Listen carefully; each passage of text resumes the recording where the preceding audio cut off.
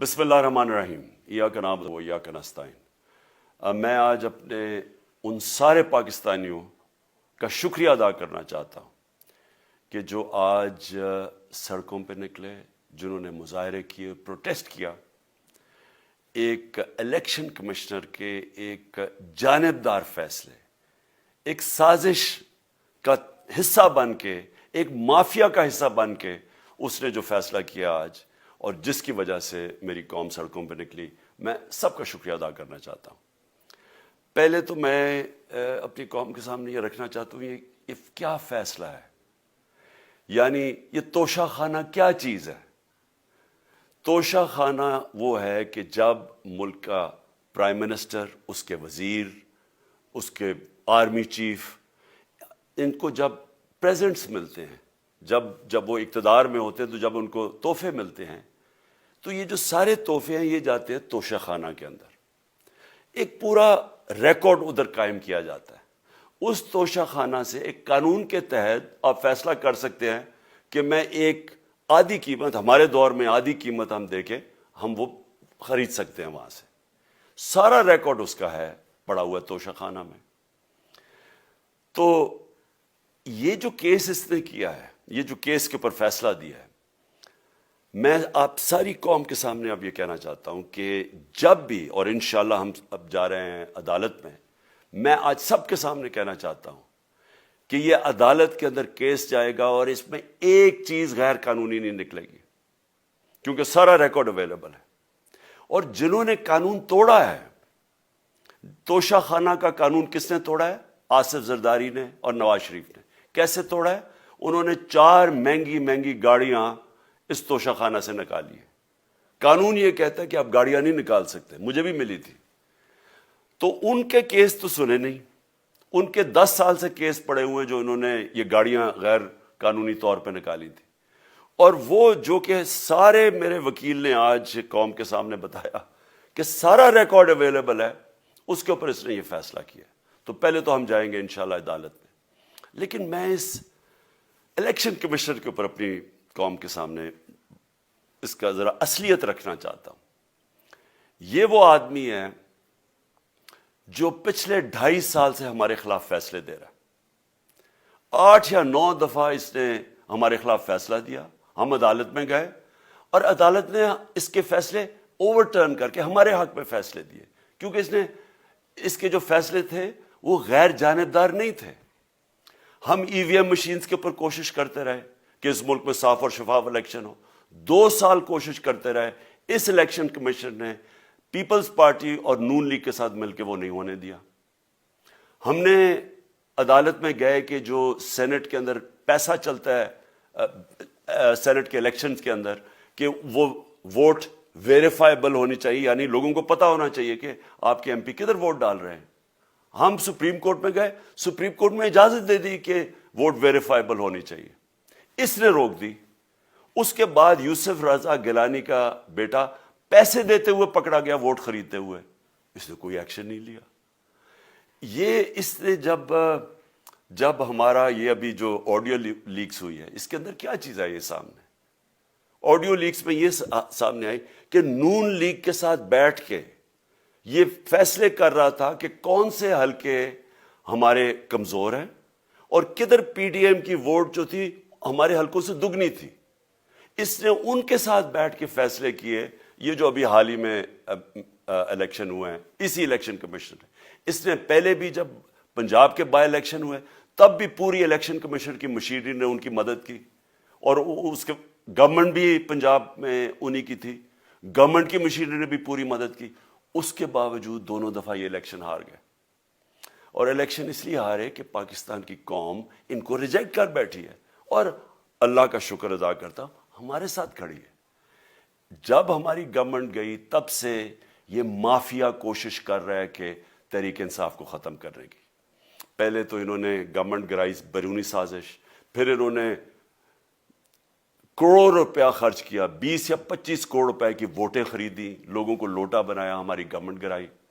اس کے بعد جب ہم نے مظاہرہ کیا، پرامن مظاہرہ، آئین اور قانون میں رہتے ہوئے، ہمیں آئین اجازت دیتا ہے پرامن احتجاج کرنے کی، ہم نے پرامن احتجاج کرنا تھا۔ انہوں نے جس طرح ایک بیرونی جو آج بھی وہ سائفر اویلیبل ہے جس میں واضح ہے کہ ان کو باہر سے مل کے انہوں نے ایک گورنمنٹ گرائی تھی.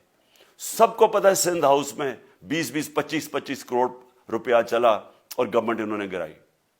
اس کے اوپر مظاہرہ ہم نے کیا 25 مئی کو. انہوں نے جس طرح کا ظلم و تشدد کیا ہمارے اوپر پاکستان کی تاریخ میں ایسے کبھی نہیں ہوا. عورتوں بچوں کے اوپر دیکھ رہے ہیں فیملیز, انہوں نے شیلنگ کی, گھروں میں گھس گئے رات میں, جو پنجاب پولیس کو انہوں نے استعمال کیا اور انہوں نے سمجھا کہ پارٹی کراش ہو جائے گی. پھر بھی نہیں ہوئی. پنجاب کے بائی الیکشن ہار گئے. پھر انہوں نے میرے اوپر کیسز کرنے شروع کر دیے. کبھی عدالت میں ایک کیس ہوتا, کوئی 24 FIR ہے میرے اوپر. دہشت گردی کا میرے پہ کیس کر دیا.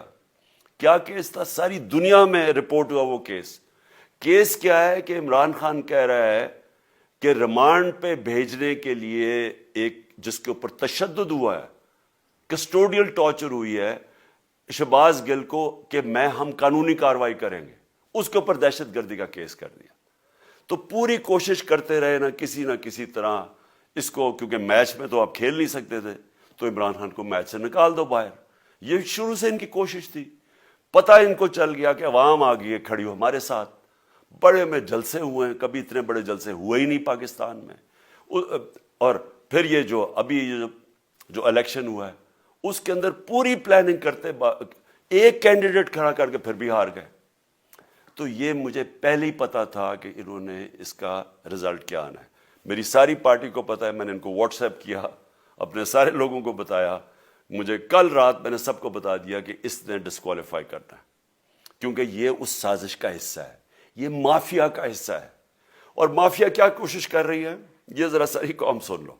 جو پاکستان کی سب سے بڑی پارٹی ہے, جو فیڈرل پارٹی ہے, باقی پارٹیز تو اب صوبائی پارٹیز رہ گئی ہیں, چھوٹی سکڑ کے ہو گئی ہیں فیملی پارٹیز. جو سارے ملک کے اندر ایک فیڈرل پارٹی ہے اس کو ختم کرنے کی کوشش کر رہے ہیں. اور یہ میں پھر سے اس ملک کی تکلیف دے جو ہمارا تاریخ کا حصہ تھا, جب ایسٹ پاکستان ہمارے سے علیحدہ ہوا, کیا ہوا تھا؟ جو پارٹی کو سب سے بڑا مینڈیٹ ملا اسی پارٹی کو ختم کرنے کی کوشش کی. ملک کا جو ہوا وہ تاریخ کا حصہ ہے. یہ پھر کوشش کر رہے ہیں کہ ایک پارٹی جو ساری فیڈریشن کو اکٹھا رکھ سکتی ہے اسی پارٹی کو ختم کرنے کی کوشش کر رہے ہیں کہ جناب عمران خان کو کسی طرح ڈسکوالیفائی کریں اور پھر الیکشن ہو. اور پھر مجھے اور نواز شریف کو ایک ہی طرح دکھایا جا رہا ہے کہ اچھا جی عمران خان بھی ڈسکوالیفائی ہو گیا تو نواز شریف بھی ہو گیا. نواز شریف اس ملک کا بڑا مجرم ہے. 30 سال سے چوری کر رہا ہے اس ملک کا پیسہ باہر. بڑے بڑے محلات ہیں اس کے اور اس کے بچوں کے باہر. ایک رسید نہیں دکھا سکتا کہ پیسہ کدھر سے آیا. میں نے کرکٹ کھیلتا تھا تو میں نے ایک فلیٹ خریدا. میں تو پبلک آفس ہولڈر بھی نہیں تھا. 34-35 سال پہلے میں نے فلیٹ خریدا جب کرکٹ کھیلتا تھا. اس کے باوجود میں نے 8 مہینے عدالت کے اندر ایک ایک رسید بتائی کہ مجھے کدھر سے انکم آئی, کدھر سے آمدنی آئی, اور باہر سے حلال کے پیسے کی میں نے جو خرچہ جو خریدا فلیٹ, اس کو جب بیچا بینک کے تھرو پاکستان میں پیسہ لے کے آیا, اپنے ملک میں پیسہ لے کے آیا. اس کی بھی منی ٹریل تھی. عدالت نے مجھے صادق اور امین کا, اور مجھے مقابلہ اس آدمی سے کر رہے ہیں جو اربوں روپے کی پراپرٹیز لے کے بیٹھا ہوا ہے. کبھی کوئی جھوٹ بولتا ہے کہ جی مجھے قطری خات کے جی قطری نے پیسے دے دیے, کبھی وہ کہتا ہے یہ ہیں وہ ذرائع, وہ فیل ہو جاتا ہے. وہ بیٹی کہتی ہے میرے لندن تو چھوڑو پاکستان میں کوئی پراپرٹی نہیں ہے, اور پھر پراپرٹی نکلا. یعنی جو بتا ہی نہیں سکتے کہ اس ملک سے باہر اربوں روپے کی پراپرٹیز ہے, اور اس کو اور میرے ساتھ کر رہے ہیں کہ جی آپ دونوں ڈسکوالیفائی ہو گئے. اور جو سب سے شرمناک چیز کیا ہے کہ جس آدمی کی ساری پراپرٹی سب پاکستان سب ڈکلیئرڈ اپنے نام پہ, اس کو ڈسکوالیفائی کر رہے ہیں, اور یعنی میچ سے باہر رکھنے کی کوشش کر رہے ہیں. اور کن کو اس ملک میں بچایا جا رہا ہے؟ اس ملک کے بڑے بڑے مجرم جن کے اوپر اربوں روپے کے کیسز ہیں, وہ آ کے پہلے تو ان کو سازش کے تحت ملک پہ بٹھایا جاتا ہے, پھر وہ قانون اسمبلی میں بیٹھ کے نیب کا قانون چینج کرتے ہیں اور 1100 ارب روپے اپنا معاف کروا لیتے ہیں. قوم جب نیچے پسی ہوئی ہے آج مہنگائی میں، بے روزگاری میں، 6 مہینے میں انہوں نے ملک کدھر سے کدھر پہنچا دیا ہے. آج دنیا کہہ رہی ہے کہ پاکستان قرضے نہیں اپنے واپس کر سکتا، ہمارے بانڈز کریش کر گئے ہیں، ہماری انڈسٹری نیچے جا رہی ہے، ہمارا فورن جو پاکستان میں ڈالرز آنے تھے ایکسپورٹس بھی نیچے جا رہی ہیں، ریمیٹنس بھی نیچے جا رہی ہے، ملک کی دولت کم ہو رہی ہے، گروتھ ریٹ نیچے چلی گئی ہے، کسان علیحدہ سڑکوں پہ نکلے ہوئے ہیں، ٹیکسٹائل انڈسٹری وہ 20% بند ہو گئی ہے. 6 مہینے میں وہ پاکستان کو یہاں لے کے آئے ہیں اور اپنے صرف پیسے بچا رہے ہیں، صرف آ کے اپنی چوری بچا رہے ہیں. اور جو آدمی 26 سال سے سٹرگل کر رہے ہیں اس ملک میں، قانون کی بالادستی ہو، انصاف ہو، احتساب ہو، اس کے اوپر کیسز کر رہے ہیں اس طرح کے، صرف اور صرف میرا منہ بند کرنے کے لیے.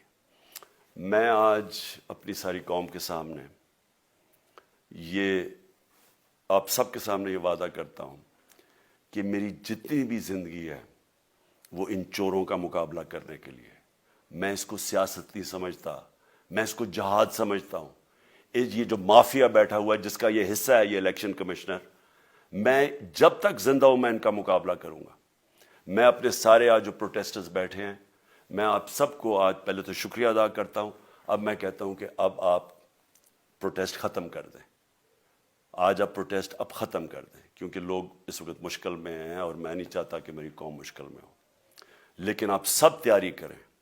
میں نے کہا تھا مہینے کے اینڈ میں لانگ مارچ کروں گا، اور میں پوری طرح انشاءاللہ اس ملک کی تاریخ کی یہ سب سے بڑا پروٹیسٹ ہوگا.